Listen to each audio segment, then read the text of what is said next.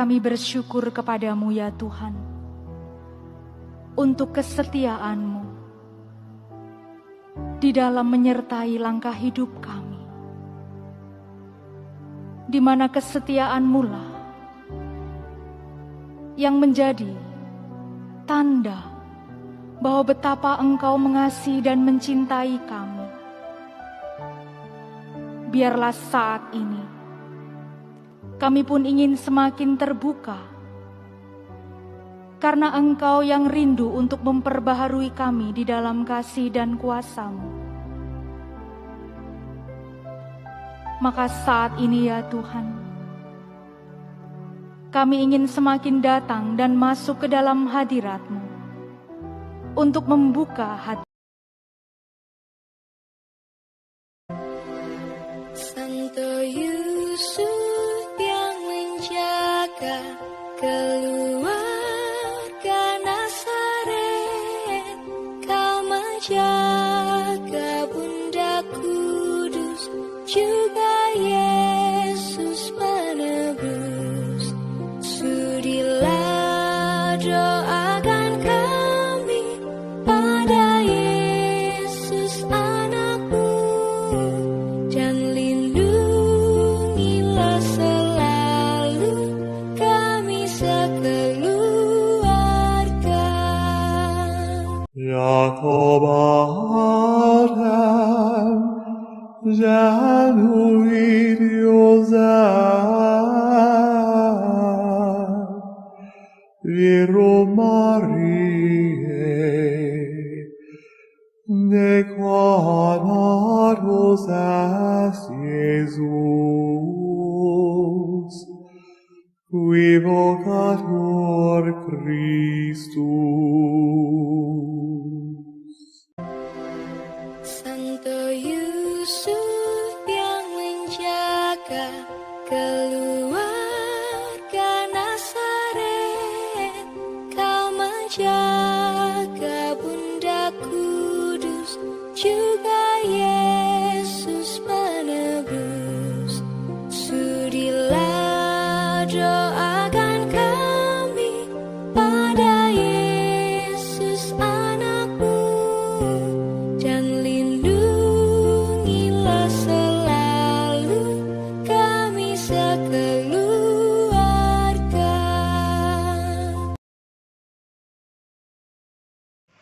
Lalu mama saya mengatakan, kamu namanya Santo Yosef seperti suami Bunda Maria, supaya kamu itu setia, supaya kamu itu rendah hati, supaya kamu itu taat dan bertanggung jawab, bekerja keras juga.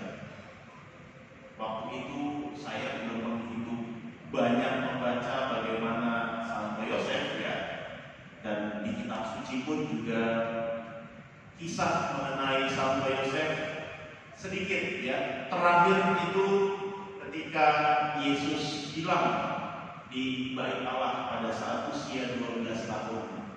Setelah itu tidak diceritakan. Kalau Bunda Maria masih diceritakan ya terus. Maka dari situ juga kemudian orang bertanya-tanya bagaimana kisah hidup Santo Yosef yang memang tidak banyak diceritakan dalam Injil. Memang Santo Yosef hidupnya tidak panjang seperti Bunda Maria. Menurut tafsir, antara 13 tahun setelah Yesus hilang itu sampai dengan 30 tahun Santo Yosef ini wafat, ya, meninggal dunia sebelum Yesus memulai karyanya. Maka bisa dipahami juga ketika Tuhan Yesus di atas kayu salib menyerahkan Bunda Maria kepada Yohanes, murid yang dikasihinya. Ibu, inilah anakmu, anak inilah ibumu. Ingin menunjukkan bahwa Bunda Maria memang sudah kehilangan Santo Yosef, ya. Sudah tidak ada Santo Yosef karena Yesus menyerahkannya kepada Yohanes. Kalau Santo Yosef masih ada, tentu Yesus tidak menyerahkan bundanya kepada itulah salah satu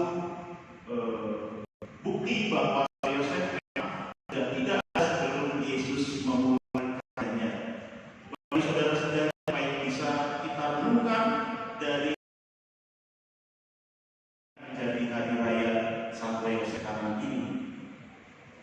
Dua hal keutamaan Santo Yosef adalah yang pertama, ia taat.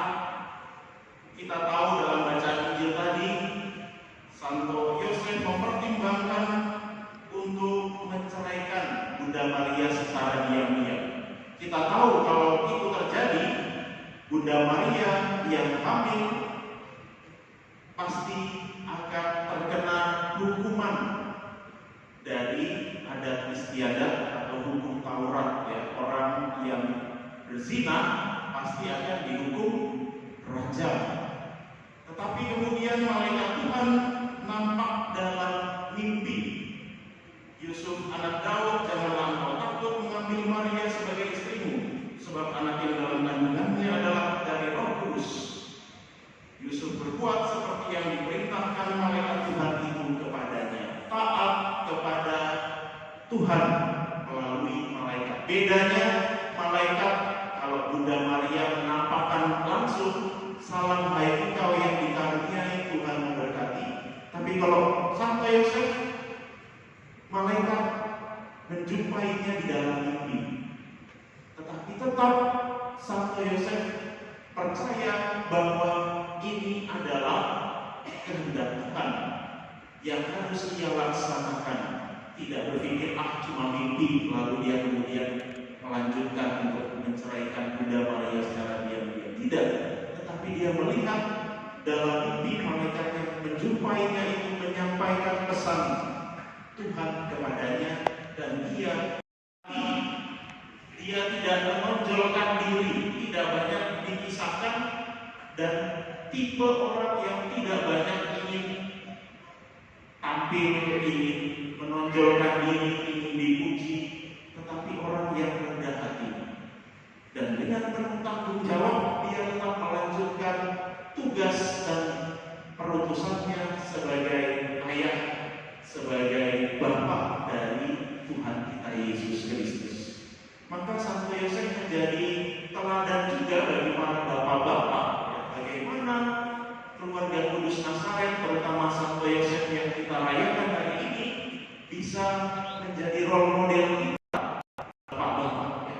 Apakah bapak-bapak menjadi orang yang taat pada Allah? Biasanya yang taat, yang religius, yang senang berdoa, ibu-ibu, ya. Bapak-bapak itu jarang. Ya. Kalau waktu di Papua dulu, ya, yang membersihkan gereja, yang mempersiapkan ekaristi, dan itu semua mama, bapak-bapaknya sibuk jalan-jalan, ya, sibuk kemudian main mogel, kemudian berburu dan lain-lain. Tidak banyak berguna bagi gereja, ya, sampai pastor parokinya waktu itu yang mengatakan bapak-bapak lainnya apa saja, karena tidak ada hanya untuk gereja. Mungkin juga bisa jadi pertanyaan bagi kita, apakah bapak-bapak ya sudah seperti Santo Yosef yang taat pada Allah, yang taat pada perintah Allah, sehingga untuk menjalankan tugas perutusannya. Dan yang kedua juga bapak juga bisa rendah hati seperti Santo Yosef, tidak banyak dipuji, tidak banyak diceritakan, tetapi ia bekerja dengan layak. Kadang-kadang mungkin juga bapak-bapak yang juga pengen tampil, pengen dipuji, ya pengen dilihat orang, berbeda dengan kerendahan hati yang ditampilkan oleh Santo Yosef.